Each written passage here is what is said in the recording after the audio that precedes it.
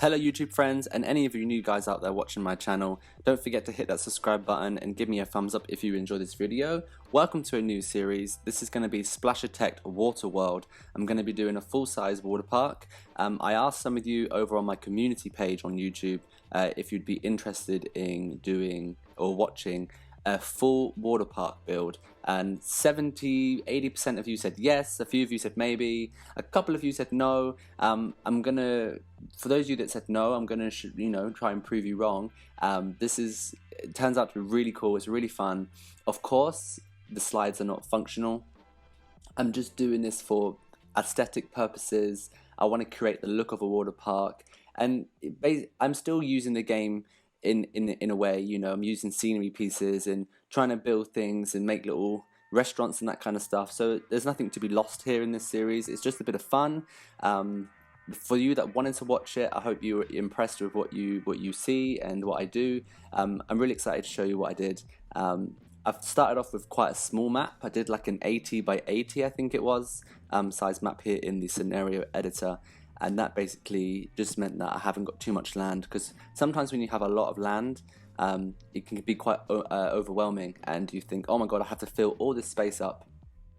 And so I just gave myself quite a small piece of land here, so I don't feel like I've got too much work to do, and water parks aren't really that big anyway. I've given myself quite a nice little space there to work in.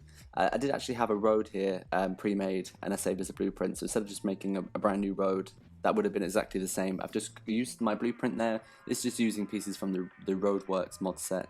I've wanted to do like a little roundabout there. Inspiration for this came from Florida.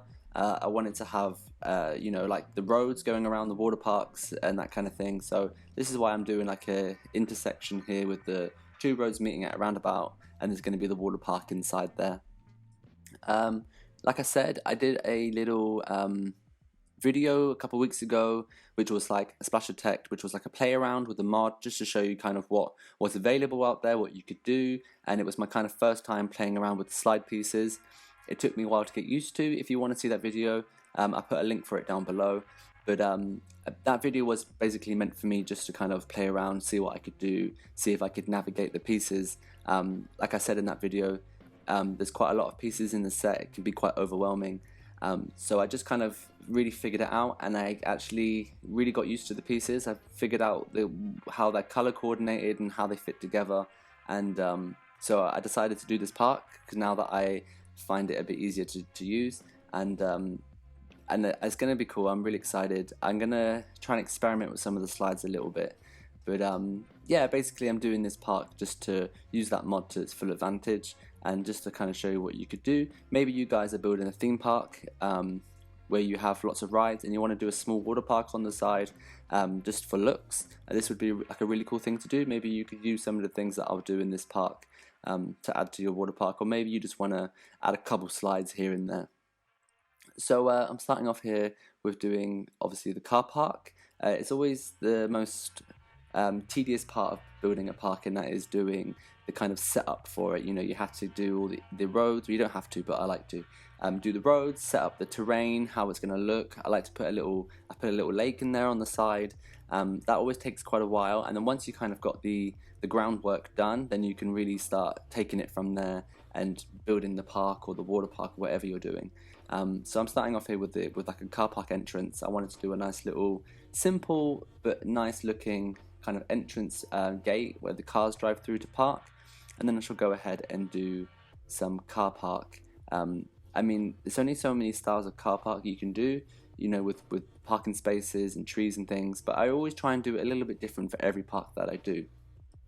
So with this park, I'm going to go for some diagonal parking spaces and just try and make it look a bit pretty, and I'm going to just make one, save that as a blueprint, and then copy and paste it down to make a larger car park, which will save myself a lot of time, save you guys a lot of time watching, because I can imagine that could be quite boring.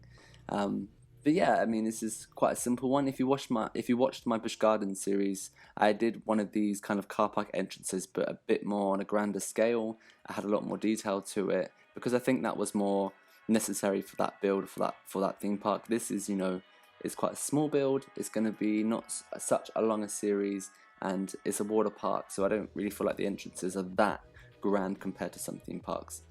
But here I go doing the car parking areas now. I like to break up each parking space with a little bit of foliage, so that's why I'm making this kind of bed here where I can lay plants and trees, and I'm just doing that for everything, just to break up some of the grey and you know, to have a lot of grey in a car park can be quite boring to look at, so I like to just break it up a little bit. So I'm just doing that. I'm just kind of playing around with some pieces, seeing what I can do. Gonna add a nice big custom kind of lamp pole here, which will kind of light up this section of the car park. And I wanted to make some kind of pavilions here where guests can kind of walk through if you're looking for your car, you know, that kind of thing. So you get the idea. So I'm just going to save that now, and then I'm going to skip ahead to where I place it all down as a large car park. So here we go. I must have placed, I don't know, 1, 2, 3, 4, 5, 6, 7, 8, 9, 10, 20 different sections there or something. And I've just coloured some of the pavilions to kind of colour block off some of the sections. So if you were looking for your car, you know you're parked at the red area, that kind of thing. And I've just gone in here with a nice dark red brick path, which will kind of act as the guest entrance. I've put the guest entrance there at the side just because you have to put it somewhere for the people to come into your park.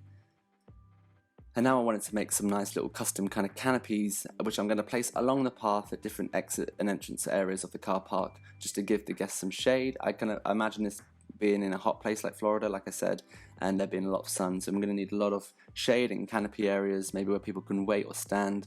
So that's why I'm doing this, and I've gone with a nice colour scheme for this park of like a purple and an orange, which I'm going to use throughout the build in different kind of accents on buildings, or I'm going to make like a logo for Waterworld. I'm going to use those colours. I've took a lot of inspiration for this park actually from Aquatica, which is a SeaWorld water park, because that water park has some nice kind of buildings and the roof style and that kind of thing, and that's what I've really like when I look at that water park. I looked at a few online. I didn't want to do something too crazy like Volcano Bay because I'm not really sure how this was going to turn out for me, and I didn't want to give myself a too big a challenge or bigger project by doing like a huge themed volcano style water park. So I'm going with more of like a generic water park, but kind of using a lot of ideas from Aquatica and having that nice kind of Caribbean style, but not too themed, because I don't want to give myself a challenge that I might not be able to do, because I am a bit unsure at this moment in time with the build on actually how it's going to turn out.